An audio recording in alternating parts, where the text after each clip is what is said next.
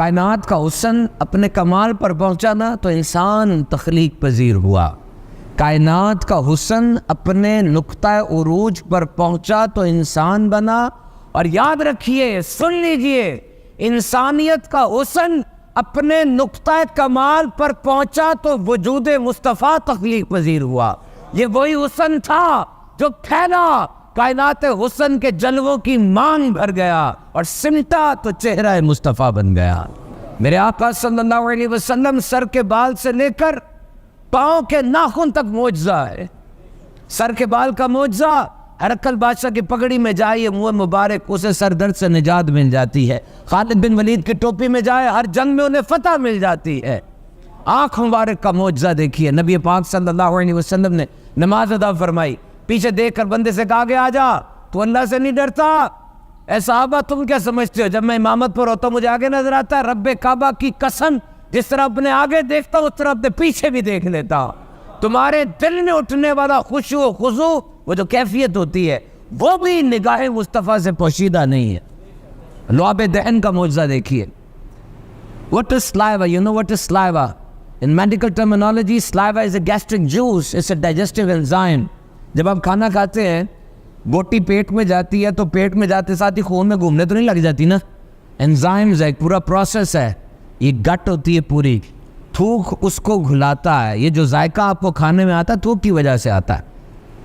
انسان کے جسم میں روزانہ 1.5 لیٹر تھوک پیدا ہوتا ہے تقریباً. دوپہر کے وقت تھوڑا زیادہ ہوتا ہے، بڑھاپے میں کم ہو جاتا ہے. زیروسٹومیا وہ بیماری ہے جو تھوک کی نہ ہونے کی وجہ سے ہوتی ہے. اور یہ تھوک منہ کو جرم سے، وائرس، بیکٹیریا، پیتھوجن سے بچاتا ہے. اگر یہ تھوک نہیں ہوگا منہ میں کریکس پڑ جائیں گے، وہ خراب ہو جائے گا. بہت بڑی نعمت ہے اللہ تعالیٰ کی.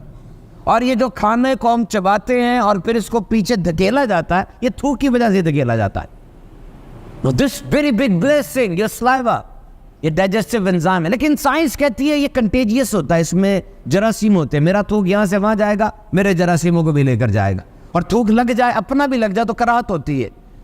یہ تھوک ہے کام آدمی کا. اور اگر یہ میرے آقا کا لعاب دہن اقدس ہو تو جنگ ہو رہی ہے. صحابی اس وقت ان دا اسٹیٹ آف وار ہے. ابو جہل پر حملہ کیا.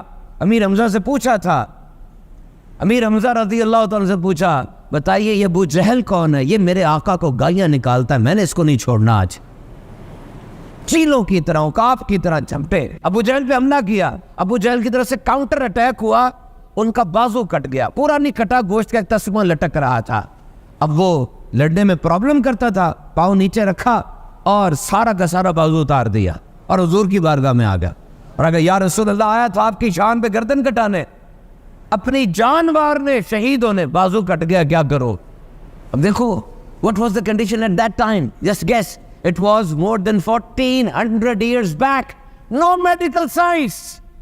آج plastic surgery, plastic and reconstructive surgery, یہ بڑی جدید سرجری ہے. کٹے ہوئے بازو جوڑے جا رہے ہیں. یہ باول پور میں ان کا سیمینار ہوا، میں بھی شریک تھا اس میں انہوں نے ایک ایتھلیٹ بتایا جس کا ٹانگ کٹ گئی تھی، انہوں نے ٹانگ کا پروسیسز لگایا اور اس نے پھر اولمپک جیتی تھی. کٹی ہوئی انگلیاں جوڑی جا رہی ہیں. یہ باہر دیہات میں ایک عورت آتی ہے، اس کا پورا اسکیلپ وہ مشین میں آ کے اتر جاتا ہے. 6 گھنٹے 8 گھنٹے کی سرجری کے بعد جوڑ دیتے ہیں. انگلیاں ہلتی دیکھی ہیں میں نے، کٹی ہوئی انگلی جڑ جاتی ہے. لیکن میں تو بات کر رہا ہوں 1400 سال پہلے کی، جب پلاسٹک سرجری کا پی بھی ایجاد نہیں ہوا. کٹا ہوا بازو ہے، آرٹریز، وینز، کیپلریز جیم ہو چکی ہیں. حضور کی بارگاہ میں آتے ہیں، میرے آقا اپنا لعاب دہن نکال کے اس جگہ پہ رکھتے ہیں. بازو وہاں لگایا، بازو جڑ گیا. کوئی بیماری نہیں تھی، کوئی کراہت نہیں تھی. صحابی کہتے ہیں پہلے جو طاقت تھی وہ تھی، اس دن کے بعد کئی نئی طاقتیں اس کے اندر آ گئی تھی. اور ایک حضور کے ذکر کا معجزہ ہے. وَرَفَعْنَا لَكَ ذِكْرَكَ، پیارے تیرے لیے تیرے ذکر کو بلند کر دیا. تیرا ذکر کم نہیں ہوگا، بڑھتا چلا جائے گا. شفا شریف کتاب ہے قاضی ریاض مالکی رحمۃ اللہ تعالیٰ عنہ کی. Go through this book and keep this book in your home. This is just like a ورد وظیفہ، جسٹ لائک اے تعویذ. یعنی یہ کتاب جس گھر میں ہوگی اس گھر میں بلائیں نہیں آئیں گی. 1000 سال سے حضور کی شان پہ ایسی کتاب نہیں.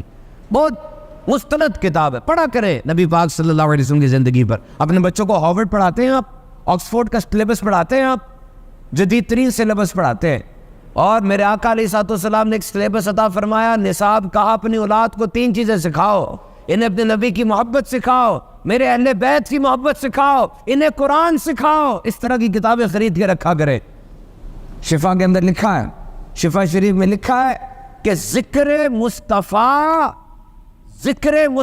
نہ رہا، ذکر مصطفیٰ تو تھا ہی، ذکر مصطفیٰ ذکر خدا بنا دیا گیا ہے۔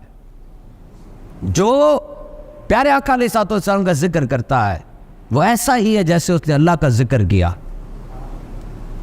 اب آپ حضور کے حسن و جمال پر، آپ کی سیرت کے کمال پر، آپ کی ذات کی رفتوں پر، آپ کی ہستی کی قدرتوں پر، آپ کی شان پر، ازواج پر، امہات پر، اصحاب پر، غزوات پر، مکے پر، مدینے پر، آپ کی ایک ایک سنت پر ساری زندگی پڑھتا رہا، پڑھاتا رہا، دوسروں کو سکھاتا رہا، اور ذکر مصطفیٰ ذکر خدا بنا دیا گیا ہے۔ اور فرمایا جب جب پیارے میرا ذکر ہوگا تب تب تیرا ذکر ہوگا۔ اب دیکھیے اس کا ایک بڑا پریکٹیکل نمونہ وہ اذان ہے۔ Can you guess the words of اذان؟ اذان ایک مکمل نیکی کی دعوت ہے۔ اب نوٹ کریں، اذان کے کلمات کو دہرائیں، اذان ایک مکمل نیکی کی دعوت ہے۔ اللہ کا ذکر ہے، نبی پاک صلی اللہ علیہ وسلم کا ذکر ہے، نماز کی دعوت ہے، فلاح کی دعوت ہے۔ لیکن اس اذان کے اندر ایک کلمہ ہے۔ اگر اذان صرف اللہ کا ذکر ہوتی، اشہد ان لا الہ الا اللہ پر بات ختم کر دیتے۔ اگر اذان صرف نماز قائم کرنے کے لیے دی جاتی، حی علی الصلاۃ پر بات ختم کر دیتے۔ لیکن اس میں کلمہ ہے، اور کلمہ کیا ہے؟ اشہد ان محمد رسول اللہ صلی اللہ تعالی علیہ وسلم۔ سب سے پہلی اذان انڈونیشیا میں ہوتی ہے 5:30 بجے۔ سماٹرا جزیرے کا نام ہے، مختلف جزائر پر مشتمل ایک ملک ہے۔ سماٹرا میں 5:30 پہلی اذان فجر گونجتی ہے، اور پھر اذان فجر ہونا شروع ہوتی ہے۔ لاکھوں فرزندان توحید اللہ کی کبریائی اور اس کے حبیب کی رسالت کا اذان کرتے، اعلان کرتے ہیں۔ وہاں سے اذان نکلتی، انڈونیشیا سے ملیشیا کی طرف آتی، ملیشیا سے آگے چلتی ہے، پاکستان کی طرف آتی ہے۔ سری نگر میں اور سیالکوٹ میں فجر کا ٹائم ایک ہی ہے۔ یہاں سے حرمین طیبین اور پھر آگے میڈیٹرینین کے اوپر، بحیرہ اوقیانوس کے اوپر 9.5 گھنٹے یہ فجر ٹریول کرتی ہے، دنیا پوری میں گونج رہی ہے، اور آخری فجر ابھی ختم نہیں ہوئی ہوتی، یہاں پہ ظہر کی صدائیں بلند ہو جاتی ہیں۔ وہ ظہر ابھی پاکستان میں پہنچتی، وہاں عصر کی صدائیں بلند ہو جاتی ہیں، اور وہ عصر ابھی انڈونیشیا کا بارڈر کراس نہیں کرتی، وہاں مغرب کی صدائیں بلند ہو جاتی ہیں۔ ثابت ہوا روئے زمین پر ایک مائکرو سیکنڈ بھی ایسا نہیں گزرتا جب ان فضاؤں میں میرے آقا کا ذکر نہ گونجتا۔ بَرَفَعْنَا لَكَ ذِكْرَكَ، پیارے تیرے لیے تیرے ذکر کو بلند کر دیا۔